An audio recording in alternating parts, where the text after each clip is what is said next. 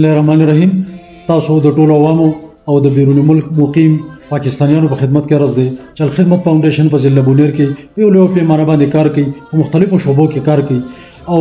په دغه شعبو کې د الخدمت فاونډیشن یو ډیر لوی شعبه د یتیمانو ماشومانو ده. چېرې زموږ سره 130 یتیمانان ماشومان دا په دې ټیم کې چې هغوی ته مونږ فر منت پی ماشوم 6000 روپۍ دا ورکو. او د دې نه علاوه اوس مونږ چونکې زمونږ غوښ دا یو ډېر لوی پروجیکټ دی او دا غوښ دا ان شاء الله تعالی موږ د رجسټریشن باقاعده سٹارټ کړی دی او کوشش دا کوو چې دا موږ د مارچ نه په دې کې کلاسونه باقاعده سٹارټ کړو. په لومړنۍ مرحله کې 50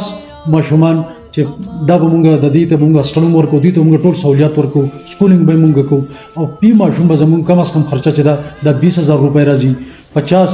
ماشومان دا به مونږ به سٹارټلو 1,20,00,000 روپۍ دا به صرف په دغه ماشومانو باندې پی لګي او دا چې دا به مونږ ایکسټینډ کوو 300 ماشومان دا زموږ اراده چې دا به مونږ کوو. په دې نه علاوه د دې بونیر د عوامو لپاره مونږ د امبولانسز یو ډیر لوی جال دی او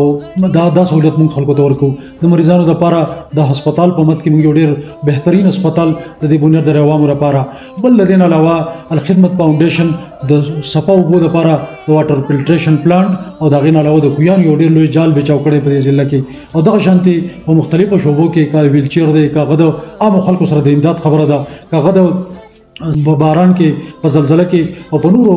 آفاتو کې د خلکو سره امداد دی. نو الخدمت فاونډیشن بونیر ته د دې هر څه کار دپاره دا تاسو د دې اساسه تاسو په اصلي کې ستاسو په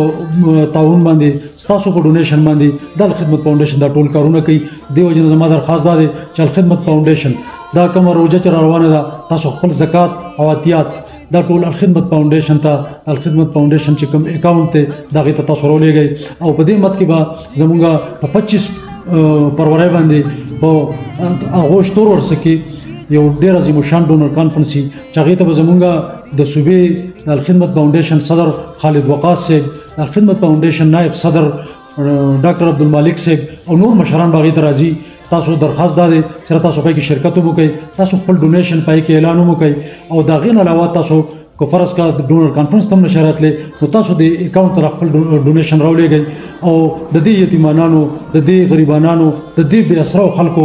اسره جوړ شئ او پر خپل مال کې چې الله تعالی تاسو له کوم مال درکړی دی په دې کې صحیح سچ ده د الله تعالی په دې لار کې ورکړئ. الله تعالی به تاسو له اجر درکړي. ډېره مهرباني. جزاکم الله. खिदमत सहर शाम खिदमत है रातों में खिदमत, ये मौजे हवादिस में तूफान में खिदमत, धमाकों में खिदमत है फाकों में खिदमत.